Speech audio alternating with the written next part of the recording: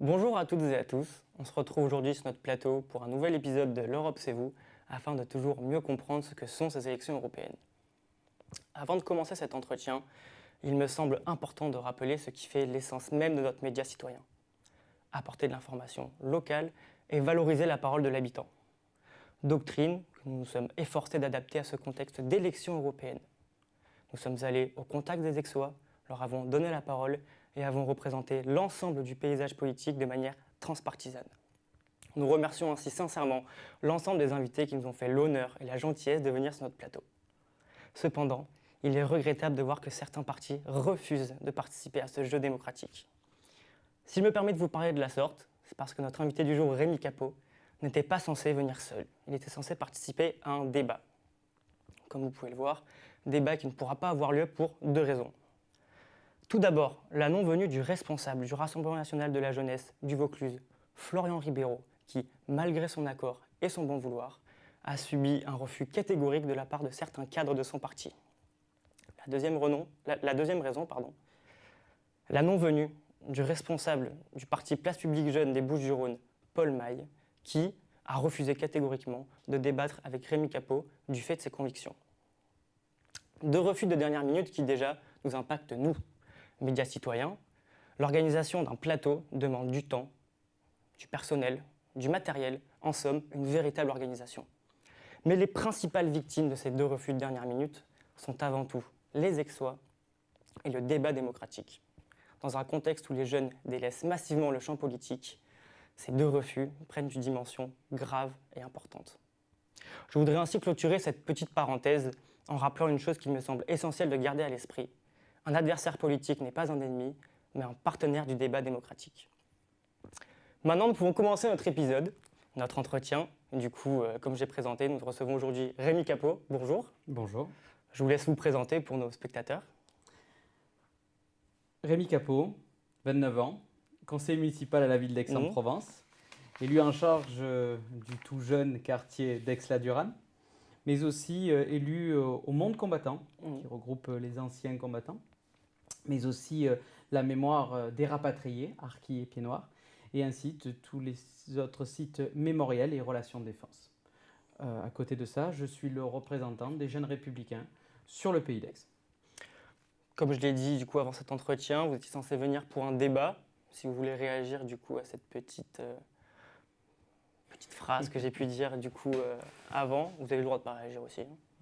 Non, c'est vrai que c'est dommage parce que bon, le débat, tout débat se nourrit de contradictions. Bien sûr. Et quelquefois de points communs. C'est là toute la force du débat. Nous avons très récemment assisté à Aix aux journées, au Festival de l'éloquence, au Grand Théâtre de Provence, qui a été une formidable réussite. D'ailleurs, je tiens à saluer toute l'équipe de l'Atelier de la langue française d'avoir fait ce super travail et du coup cette super soirée, et qui nous a prouvé que la force des mots pouvait se décliner de tellement de manières différentes. Et ce n'est pas parce qu'on ne pense pas la même chose qu'on ne doit pas se battre pour la dire et pour défendre que l'autre puisse le dire. Exactement, et ça me donne l'occasion de vous remercier encore une fois d'être venu du coup sur notre plateau. Du coup, comme vous pouvez le voir, notre émission s'appelle l'Europe c'est vous. Que vous inspire ce slogan ? Ça m'inspire, déjà, à une semaine du premier tour, effectivement, on est en plein cœur de l'actualité. Oui. L'Europe aussi, nous sommes une jeune génération qui a grandi dans la fin de cette construction européenne. Même si certains disent que l'Union européenne se construit toujours, on est des jeunes on est nés après Maastricht. On n'a pas eu toujours notre mot à dire dans cette construction européenne. Et c'est vrai qu'aujourd'hui, c'est cette union de pays qui est elle-même issue d'une construction entre pays qui ont vu la paix. L'Union européenne est une construction de la paix après la Seconde Guerre mondiale. Elle est aujourd'hui un lieu de débat et un lieu quelquefois de crispation. Je fais partie de ceux qui pensent qu'une autre Europe est possible et doit être possible si elle ne veut pas qu'on l'on implose. la France seule, l'Allemagne seule, la Lettonie seule, la Grèce toute seule. Ça n'a pas trop d'intérêt. Mais pour autant, un retour à des pouvoirs beaucoup plus proches des gens est souhaitable parce qu'aujourd'hui l'Europe est en crise. Et on peut le voir avec la montée des partis eurosceptiques qui, tout simplement, ont écouté une part de la population. Et ce n'est pas sur ces idées-là que moi je les combattrai parce que nous, les républicains, sans être des eurosceptiques, nous sommes avant tout des gens qui veulent une autre Europe. Parce qu'on se dit que, comme je viens de le dire, on va vers l'implosion de l'Europe si on ne fait rien. Et ce que vous voulez, du coup, c'est construire une nouvelle Europe ou alors améliorer ou faire évoluer l'Europe actuelle? C'est un peu la même chose. C'est vrai, je vous le conçois. C'est un peu la même chose, mais c'est vrai qu'aujourd'hui, certains veulent plus d'Europe pour aller vers une Europe fédérale. C'est leur choix. Je pense que ce n'est pas l'ADN même du continent européen et des Européens, qui est complètement différente de l'Union européenne. Déjà, ce n'est pas notre ADN. L'Amérique, par exemple, les Américains, c'est leur ADN, un pouvoir fédéral qui a permis la construction de leur pays. Nous avons chacun notre identité. L'Espagnol a son identité, le Français a son identité, l'Allemand a son identité. Et diluer ça dans une superstructure, au-delà des frontières, au-delà des peuples, au-delà des langues, au-delà même des cultures, la culture scandinave n'est pas du tout la culture méditerranéenne. Et de vouloir tout mélanger ça, tout aplanir, tout polisser, et du coup en perdre ces repères fondamentaux, nous éloigne du coup de l'origine de l'Europe, d'être avant tout une coopération et non un pays uni.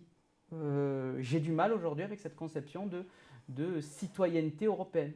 Non, je suis citoyen français qui appartient à une coopération d'État. Mais je ne me sens pas avant tout un citoyen européen. Et les républicains, c'est ce que je disais, les républicains le disent depuis plusieurs années. Alors aujourd'hui, ça devient de plus en plus inaudible parce que d'autres partis, peut-être ont su saisir certaines opportunités que nous n'avons pas pu saisir nous-mêmes, faisant nous-mêmes notre autocritique. Mais c'est vrai que notre discours aujourd'hui il est moins lisible, moins audible.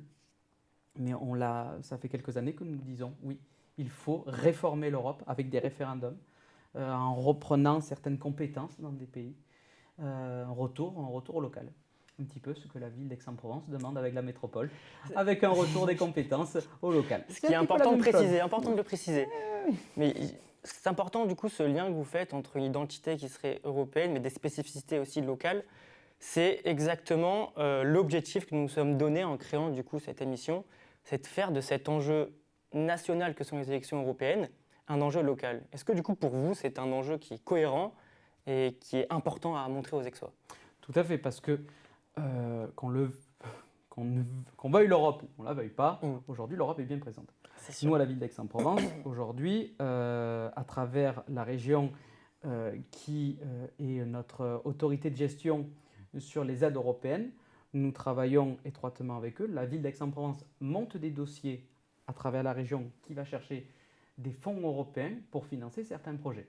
L'année dernière, cette aide s'est élevée à plus de 3 800 000 et des brouettes. Tout ça pour financer notre programme du plan vélo voulu par Madame le maire. Exactement. Des rénovations énergétiques dans les écoles. 75% des pistes cyclables, je crois, qui sont construites. Tout à fait. Le quartier du Faubourg, nous sommes en train de monter les dossiers parce que l'Europe aide à ça. Alors, pour que tout le monde comprenne, l'Europe ne perçoit pas d'impôts. Il n'y a pas de levée d'impôts européen. D'accord. C'est juste la contribution nationale à l'Europe qui ensuite nous est redistribuée. Donc, entre guillemets, on récupère notre dû. Donc, merci l'Europe, mais merci à la contribution de la France au niveau européen. Donc, on récupère ça, la région nous aide bien, et ça aide les collectivités. Donc là, on a quelque chose de très concret sur ce que fait l'Union européenne au quotidien. Et pour les collectivités locales, on a 36 000 en France, pour beaucoup, l'aide européenne est non négligeable. Donc ça, c'est très bien. Après, il y a tout ce qui est coopération entre les villes. Mais j'ai envie de dire, même sans l'Union européenne, ça on le ferait déjà. La ville d'Aix-en-Provence a des jumelages, ça nous le faisons très bien, sous couvert de l'Union européenne, c'est vrai évidemment. Mais, du coup, je me permets de revenir sur ce que vous avez dit sur le fait que l'Europe finance, grâce à nous, entre guillemets, certains des projets pour Aix-en-Provence. Ce que vous dites est très audible, très clair, très cohérent, mais du coup, comment expliquer que beaucoup d'Aixois que nous avons rencontrés, quand on leur demande l'impact concret de l'Union européenne, n'arrivent pas à nous dire un seul projet. Et il y a comme s'il y avait un certain scepticisme ambiant, un voile qui éviterait de voir ce que l'Europe fait de bien pour la localité. Alors, pour aller dans le sens des Aixois qui ne savent pas ce que l'Europe fait, ils ne savent pas non plus des fois ce que fait l'État, ce que fait le département, ce que fait la région et ce que fait la métropole. Encore, ils savent à peu près ce que font les communes et encore, c'est très compliqué. Moi, je le vois sur mon quartier de la Durane, de savoir la différence entre une route qui est départementale, un chemin qui est communal, les collèges qui sont du département. C'est un enfer. J'avoue que, après, est-ce que c'est une réflexion qu'il faut avoir au niveau national ? On a eu des cours d'éducation civique.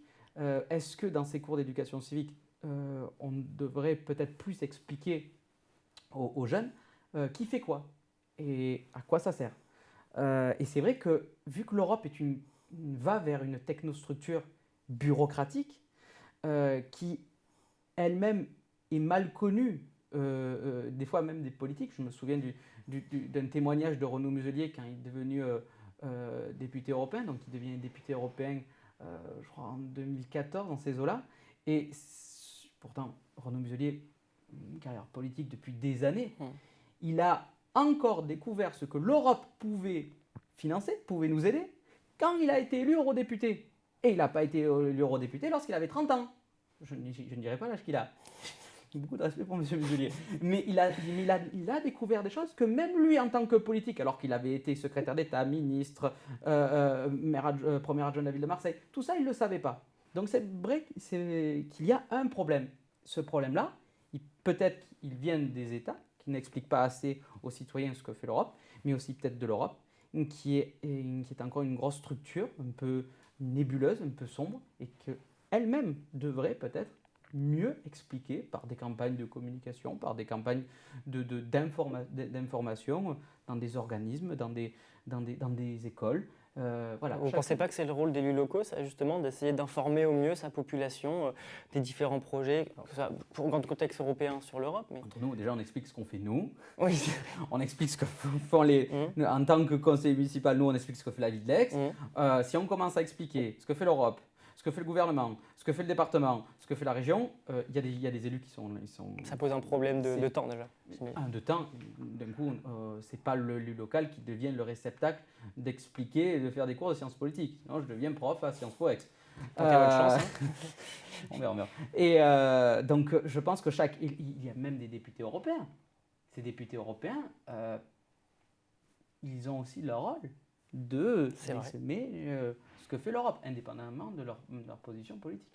Mais eux aussi ont un rôle. Totalement d'accord.